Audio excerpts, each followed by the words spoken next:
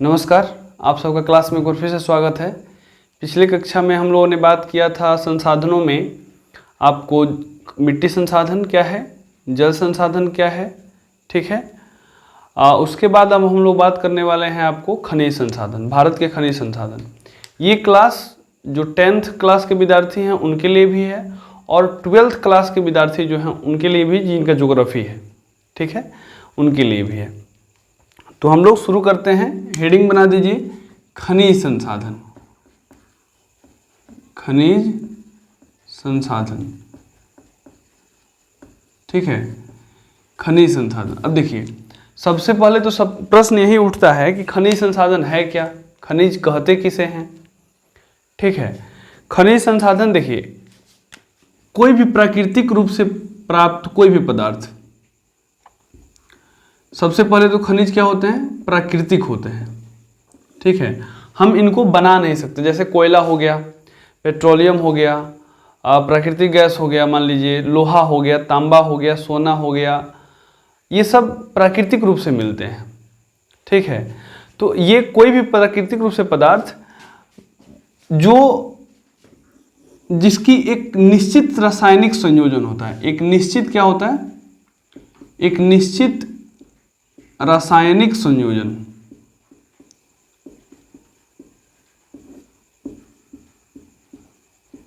रासायनिक संयोजन एवं विशिष्ट परमाणविक संरचना,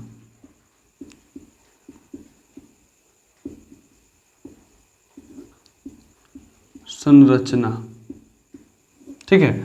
अब देखिए, पहले इसको समझते हैं। एक निश्चित रासायनिक संयोजन का मतलब क्या है, ठीक है। कोई भी प्राकृतिक रूप से पदार्थ प्राप्त ऐसा पदार्थ जिसका एक निश्चित रासायनिक संयोजन हो और एक विशिष्ट मतलब होता है कुछ खास प्रकार के परमाणुओं से मिलकर बने होते हैं, कुछ खास, ठीक है। अब देखिए, निश्चित परमाणुविक संयोजन या संयोजन, हाँ, इसका मतलब क्या है। जैसे आप कार्बन को अगर देखें तो कार्बन के जो परमाणु हैं वो ऐसे जुड़ते हैं। अब कार्बन के परमाणुओं में ऐसे जुड़ने का गुण आप देखेंगे, एक चेन के रूप में वो जुड़ते हैं, ठीक है, ऐसे। तो अब जब कार्बन के आप परमाणुओं को देखेंगे तो एक निश्चित उनका संयोजन होगा, एक निश्चित क्रम से वो पैटर्न में एक सजे होते हैं। अच्छा, ऐसे ही अगर लोहा को आप देखें तो लोहा के परमाणु ऐसे सजे होते हैं,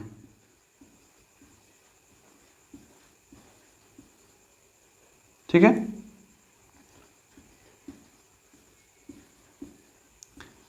लोहा के परमाणु जो हैं एक ऐसे पैटर्न में सजे होते हैं। तो एक लगता है कि मतलब एक जब उसके मतलब परमाणुओं को देखा जाता है तो ऐसा लगता है कि इसमें एक निश्चित पैटर्न मिल रहा है, ठीक है। तो खनिज क्या है कि प्राकृतिक रूप से प्राप्त कोई भी ऐसा पदार्थ जिसका एक निश्चित रासायनिक संयोजन हो और एक विशिष्ट परमाणुविक संरचना हो। विशिष्ट परमाणुविक संरचना का मतलब क्या है कि उसके परमाणु किसी खास, जो वो क्या बोलते हैं, वो पदार्थ है वो एक खास प्रकार के परमाणु से मिलकर बना होता है। जैसे लोहा में एक खास प्रकार के परमाणु होते हैं, हाइड्रोजन में एक खास प्रकार के परमाणु होते हैं, ठीक है। ऐसे ही कार्बन में एक खास प्रकार के परमाणु होते हैं। तो इस प्रकार से प्राप्त कोई भी ऐसा पदार्थ हो जो प्राकृतिक रूप से, उसको हम बोलते हैं खनिज। तो सबसे पहले आप हेडिंग बनाइए कि खनिज संसाधन, और उसमें पहला क्वेश्चन लिखिए खनिज संसाधन क्या है, खनिज क्या है। लिखिए प्राकृतिक रूप से प्राप्त कोई भी ऐसा पदार्थ, प्राकृतिक रूप से प्राप्त वह पदार्थ, हाँ, प्राकृतिक रूप से प्राप्त वह पदार्थ जिसका एक निश्चित रासायनिक संयोजन, जिसका एक निश्चित रासायनिक संयोजन और एक विशिष्ट परमाणुविक संरचना हो, एक विशिष्ट परमाणुविक संरचना हो, उसे खनिज कहते हैं, उसे खनिज कहते हैं। अब चलिए, अब प्रश्न उठता है खनिज, तो हम लोगों ने समझ लिया कि खनिज क्या है। तो खनिज के बाद दूसरा प्रश्न उठता है कि खनिजों का प्रकार क्या है। तो भौतिक और रासायनिक गुण के आधार पर खनिजों को हम लोग मुख्यतः दो भागों में बांटते हैं, ठीक है। सबसे पहला जो भाग है भौतिक और रासायनिक गुण के आधार पर खनिजों को हम मुख्यतः दो भागों में बांटते हैं। एक जो है पहला भाग, उसको बोलते हैं धात्विक खनिज, मेटालिक मिनरल्स, धात्विक खनिज। अब देखिए एक चीज और मैं आपको बता दूं जरा यहाँ पे कि खनिज क्या होता है कि बहुत सारे पदार्थों का एक समूह होता है, संग्रह होता है। जैसे मान लीजिए कि लोहा है, तो लोहा में बहुत सारी अशुद्धियां भी मिला होता है, ठीक है। जब उन अशुद्धियों को हम अलग कर देते हैं तो हमको एक लोहा का अयस्क प्राप्त होता है। उस लोहे के अयस्क से हम गलाते हैं जाके भट्टी में, तब हमको कच्चा लोहा या ढलुआ लोहा प्राप्त होता है। उसमें कुछ और मिला करके तब हम लोग जो ये स्टील बनाते हैं वो सब हमको प्राप्त होता है। तो ऐसे ही जब भी हम पेट्रोलियम पदार्थ पेट्रोलियम पदार्थ अगर निकालते हैं, तो पेट्रोलियम पदार्थ में क्या होता है कि उसमें पेट्रोलियम से पेट्रोल, डीजल, किरोसिन तेल, वो एक समझिए कीचड़ के रूप में पेट्रोलियम पदार्थ हमको प्राप्त होता है। तो उससे हम एक कह सकते हैं कि उससे जब उसका रिफाइन होता है तो उससे हम पेट्रोल अलग निकालते हैं, डीजल अलग निकालते हैं, किरोसिन तेल अलग निकालते हैं, स्नेहक जो होता है लुब्रिकेंट्स वो अलग निकालते हैं। तो ऐसे करते करते उसका रिफाइन करके हम लोग वो, तो जो प्राप्त हो रहा है मूलतः उसको खनिज कहेंगे। और इसके बाद इससे उन खनिजों से जो इन सब का पेट्रोल हो गया, डीजल हो गया, ये सब हो गया, तो इनका हम परिष्करण करते हैं, अलग करते हैं, ठीक है। तो ऐसे ही धात्विक खनिज जो है, इसको एक भाग ये हो गया और दूसरा हो गया अधात्विक, नॉन मेटालिक मिनरल्स, अधात्विक खनिज, अधात्विक खनिज। अब देखिए धात्विक खनिज क्या है। अब इसमें क्वेश्चन आता है कि धात्विक और अधात्विक खनिज में अंतर बताएं। तो यहीं से आप क्वेश्चन थोड़ा सा डिस्कस कर लेंगे कि धात्विक और अधात्विक खनिज में क्या अंतर है। धात्विक खनिज किसे कहते हैं? ऐसे खनिज जिनमें धातु पाया जाए, और ऐसे खनिज जिनमें धातु न पाया जाए उसे अधात्विक खनिज कहते हैं, ठीक है। तो धात्विक खनिज को भी हम दो प्रकार पे बांटते हैं। एक होता है जिसमें लोहा पाया जाए, तो लौहयुक्त खनिज, लौहयुक्त खनिज एक हो गया। दूसरा होता है अलौहयुक्त खनिज, अलौहयुक्त खनिज, ठीक है, अलौहयुक्त खनिज। अब इसमें क्या है, लौहयुक्त खनिज में क्या है कि ऐसा खनिज जिसमें लोहा पाया जाए उसे लौहयुक्त कहते हैं, ऐसा खनिज जिससे लोहा नहीं पाया जाए उसको हम क्या बोलते हैं? अलौहयुक्त खनिज कहते हैं। अब धात्विक खनिज, अधात्विक खनिज को भी इसी प्रकार दो भागों में बांटा जाता है। एक होता है कार्बनिक खनिज, नाम से ही स्पष्ट है इसमें क्या होगा, इसमें कार्बनिक खनिज में कार्बन पाया जाता है, लिखेंगे ऐसे अधात्विक खनिज जिनमें कार्बन पाया जाता है उसे कार्बनिक खनिज कहते हैं, ठीक है। अकार्बनिक खनिज किसे कहते हैं? ऐसे अधात्विक खनिज जिनमें कार्बन नहीं पाया जाता, अकार्बनिक खनिज। ऐसे खनिज जिनमें कार्बन नहीं पाया जाता उन्हें अकार्बनिक खनिज कहते हैं, ठीक है। तो अब इसमें देखेंगे हम, तो सबसे पहले आप इसका जो एग्जाम्पल्स है ये महत्वपूर्ण है। इस डायग्राम को आप बनाएंगे, लौहयुक्त खनिज में जैसे में एग्जाम्पल में आप लिखेंगे, एग्जाम्पल परिभाषा तो आपने शायद नोट कर लिया होगा। जैसे धात्विक खनिज किसे कहते हैं? ऐसे खनिज जिससे धातु का निष्कर्षण होता है या जिनमें धातु पाया जाए उसे धात्विक खनिज कहते हैं। ऐसे खनिज जिनमें धातु न पाया जाए उसे अधात्विक खनिज कहते हैं। धात्विक खनिज को मुख्यतः दो भागों में बांटा जाता है, लौहयुक्त खनिज, अलौहयुक्त खनिज। लौहयुक्त खनिज किसे कहते हैं? ऐसे खनिज जिनसे लोहा का निष्कर्षण होता है, निष्कर्षण मतलब होता है निकाला जाता है, या जिसमें लोहा पाया जाता है उसको लौहयुक्त खनिज कहते हैं। जिसमें लोहा नहीं पाया जाता है उसको लौहयुक्त खनिज कहते हैं।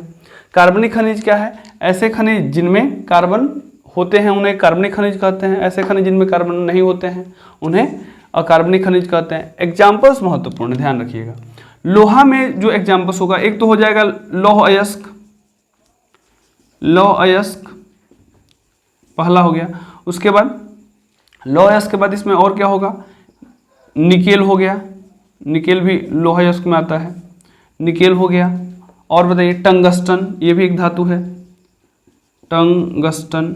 जो आप लोग देखे होंगे बल्ब, जो हम लोग के यहाँ जो वो वाइट वाला बल्ब आता है ना, जो सॉरी पीला वाला CFL नहीं, CFL अलग होता है। पीला वाला जो बल्ब आता है वो ज़्यादा 100 वाट का, वो उसमें जो ऐसे घुमावदार होता है वो टंगस्टन का बना होता है। तो वो जो बल्ब का तंतु होता है वो टंगस्टन का बना होता है, ठीक है। तो वो भी मतलब मतलब एक धातु है। अलौहयुक्त जो खनिज हैं उनमें सबसे महत्वपूर्ण है जिसमें लोहा न पाया जाए परंतु धातु हो। धातु का मतलब क्या है कि एक ध्यान और रखिएगा, धातु में इलेक्ट्रिसिटी पास हो जाती है, जो विद्युत है विद्युत धारा आ जाती है। सॉरी मैंने गलत लिखा, विद्युत होता है, विद्युत धारा। तो धात्विक खनिज का एक महत्वपूर्ण पहचान ये है कि इसमें जैसे लाइट, आप लोहा को सटाइएगा लाइट में, सटाइएगा नहीं ऐसे मैं मजाक कर रहा हूँ, तो उसमें लाइट आ जाएगा। सोना को सटाइएगा तो उसमें लाइट आ जाएगा। तो ऐसे ही जिसमें इलेक्ट्रिसिटी पास कर जाए उसको हम क्या बोलते हैं, धात्विक खनिज। जिसमें इलेक्ट्रिसिटी पास ना करे उसको अधात्विक खनिज। एक ध्यान में रखिएगा, इलेक्ट्रिसिटी उसमें एक अपवाद है, ग्रेफाइट अधातु है, मतलब जैसे कार्बन का अपरूप है, लेकिन उसमें लाइट आ जाता है। तो वो एक मतलब कह सकते हैं अपवाद के रूप में, एक्सेप्शन है। तो अलौहयुक्त जो खनिज है उसमें दो मुख्य रूप से सोना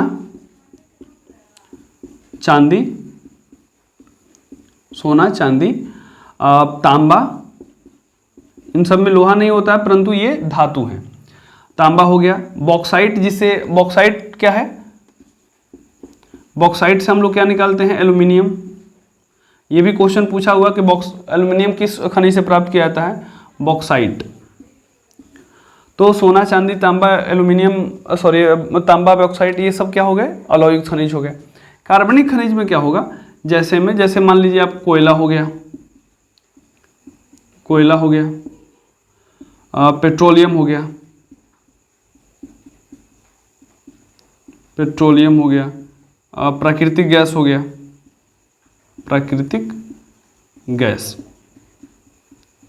तो कोयला हो गया, पेट्रोलियम और प्राकृतिक गैस हो गया, ये सब कार्बनिक खनिज में आते हैं। अकार्बनिक खनिज में क्या क्या, तो अकार्बनिक खनिज में आप देखें तो एक तो है सबसे महत्वपूर्ण जो है, जैसे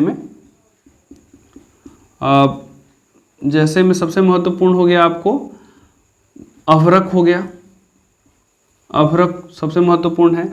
इसके बाद ग्रेफाइट हो गया, ठीक है। चूना पत्थर हो गया, इन सबसे संगमरमर प्राप्त किया जाता है, संगमरमर बनाया जाता है, जैसे चूना पत्थर जो हो गया। सीमेंट उद्योग में चूना पत्थर का बहुत बड़ा उपयोग होता है, सीमेंट जिससे हम लोग बनाते हैं।